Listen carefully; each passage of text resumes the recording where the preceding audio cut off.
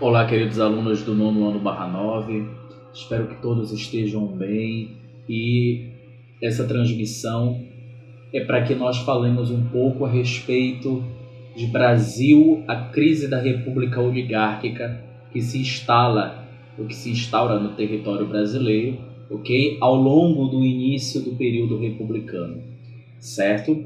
Então, nós temos algumas referências importantes e que nós vamos estar relembrando agora ao longo dessa transmissão. Sejam todos muito bem-vindos, espero esclarecer boa parte, das dúvidas e possíveis curiosidades sobre o período republicano, os primeiros anos do republicanismo no Brasil, a primeira fase do republicanismo no Brasil.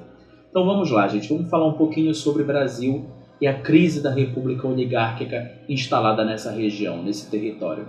É importante nós lembrarmos que a proclamação da República Brasileira ela ocorre em 1889, ok? Então nós temos em 1889 o fim do período imperial, do imperialismo e o início do republicanismo, ok? A primeira fase do período republicano no Brasil foi justamente o quê?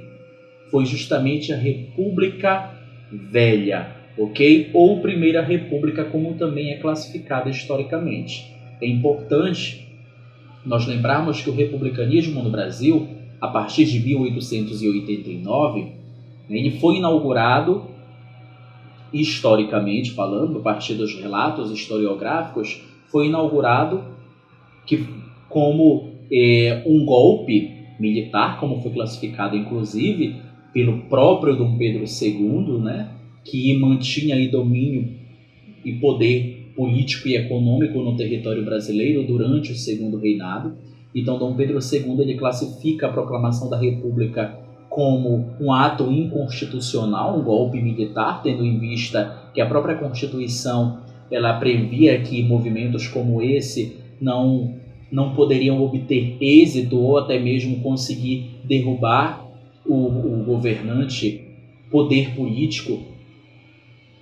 Não poderiam derrubar o poder político, derrubar a liderança política naquele momento, mas o fato é que a proclamação da República ela se consolidou em 1889 e aí nós tivemos o início de uma nova era, de um novo sistema político e econômico no território brasileiro, trazendo características peculiares, próprias daquele momento, obviamente. Nós temos a transição do imperialismo para o republicanismo, ok? Então nós temos aí o início da Primeira República, que ocorre lá em 1889, é importante nós lembrarmos, e as oligarquias cafeeiras, as oligarquias rurais, melhor dizendo, elas ganham uma forte visibilidade a partir daí, tendo em vista que os importantes oligarcas no Brasil, os grandes produtores rurais, que inclusive são classificados também como burgueses, os grandes proprietários de terras, grandes industrialistas, grandes produtores no território brasileiro,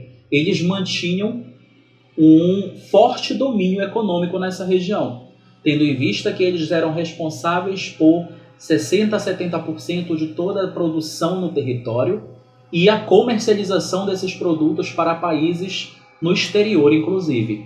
Então, boa parte da rentabilidade econômica no Brasil, em meados aí do século XIX, lá em 1889, era justamente sustentada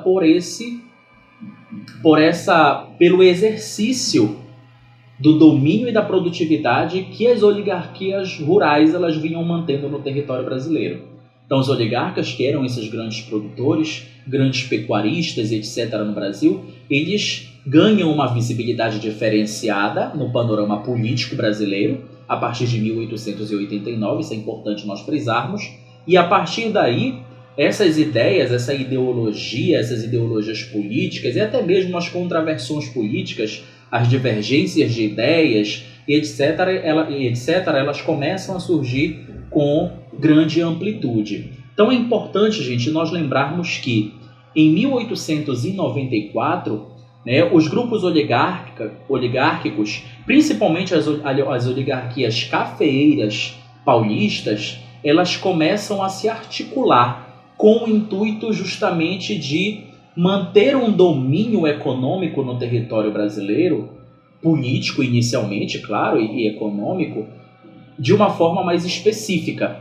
Então, as oligarquias cafeiras, principalmente as oligarquias paulistas, elas começam a articular ideias, ideologias políticas, começam a partilhar entre si mecanismos, medidas que tinham como objetivo justamente proporcionar uma mudança nessa estrutura organizacional no território brasileiro.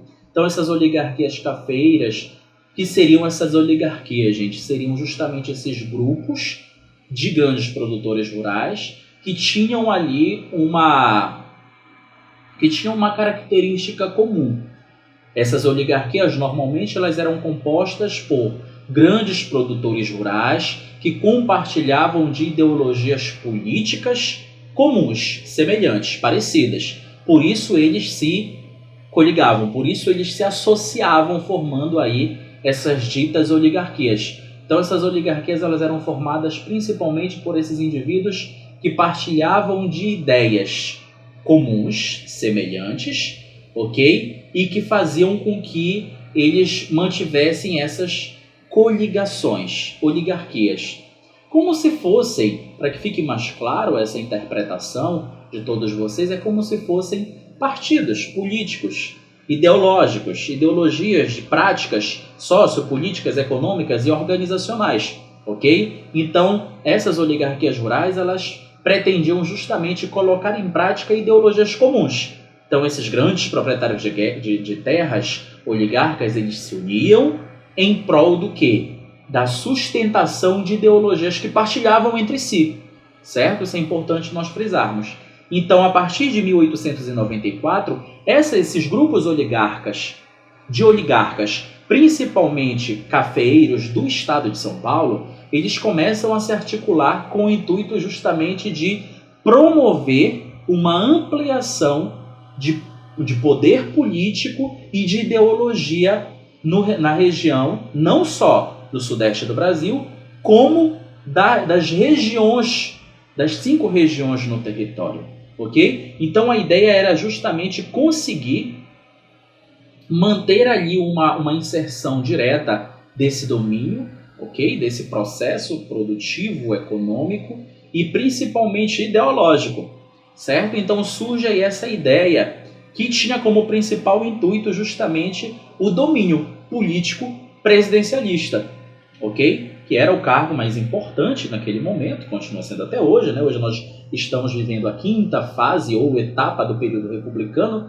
que é a República Democrática, ok? Então, mas lá, durante a Primeira República ou República Velha, nós já tínhamos ali também ideologias que seguiam aí essa tendência justamente do que? Da dominação política por ideologias comuns, certo? Então nós temos aí o domínio político presidencial como a principal referência e objetivo dessas oligarquias que começam a se compor.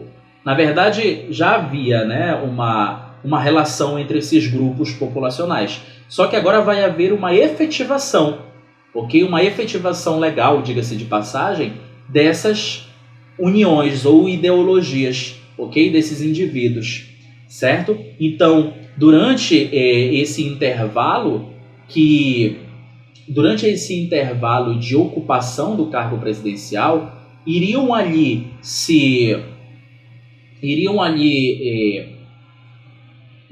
distribuir poder entre si justamente as oligarquias mineiras e paulistas. Inclusive, esse movimento político-econômico ele ficou conhecido historicamente como a política do café com leite.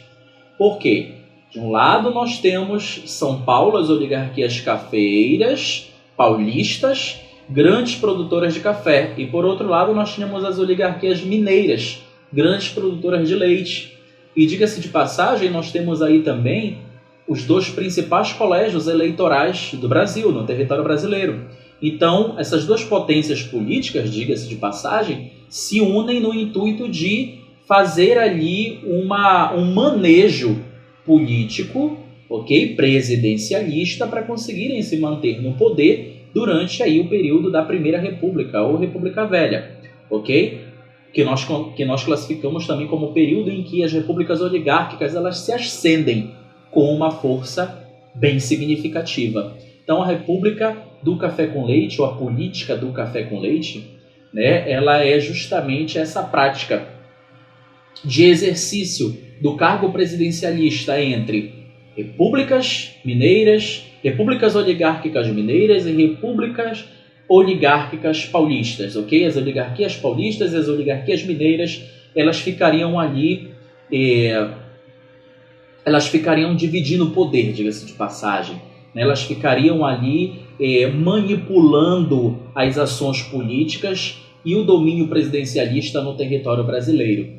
Só que com o passar do tempo, essa prática, esse exercício, ele foi sendo amplamente questionado por intelectuais no território brasileiro de forma generalizada, e isso foi gerando o quê? Um enfraquecimento do próprio sistema e da política exercida naquele momento, que é a política do café com leite. E isso foi gerando ali algumas contraposições, inclusive legais e judiciais, contra essa prática, o que acabam levando aí ao quê? A decadência dessas repúblicas oligárquicas e o poder exercido por tais nesse panorama político, econômico e social até mesmo no território brasileiro, tá certo? Então, a partir daí começam a haver algumas mudanças, intervenções nas ações políticas, a população de forma em geral, né, ela começa gradativamente, a partir dessas ideologias que começam a se difundir, a perceber essa política de uma forma diferente e começam também a buscar uma alternativa para conseguirem desarticular esse mecanismo, ok? Da política do café com leite no território brasileiro, que marca aí justamente a política exercida pelas repúblicas, ou melhor, pelas oligarquias no território brasileiro. Então nós começamos aí a ter um enfraquecimento dessas oligarquias e do poder que essas oligarquias elas vinham exercendo de forma direta sobre as decisões políticas e presidencialistas no território brasileiro. Claro que para que esse objetivo ele fosse alcançado, outras medidas foram, inclusive, introduzidas à prática da política do café com leite, que foi o caso do próprio voto de cabresto. Nós tivemos também aí a própria prática e o exercício dos votos ilegais, o voto fantasma, que se torna uma realidade, que tinham aí como intuito viabilizar esse mecanismo aí que vinha sendo exercido pelas repúblicas oligárquicas no território brasileiro, a famosa política do café com leite, que vai começar a entrar em decadência mediante aos questionamentos, contraposições sociais e ideologias que começam a se dissipar, a se difundir no território, nos 4 cantos do território brasileiro e a enfraquecer essa prática, tá certo? Espero ter esclarecido algumas dúvidas. Na nossa próxima transmissão, nós continuaremos falando aí desses movimentos políticos e sociais durante o republicanismo do Brasil. Até a nossa próxima transmissão. Fiquem todos com Deus. Até logo, gente. Tchau, tchau.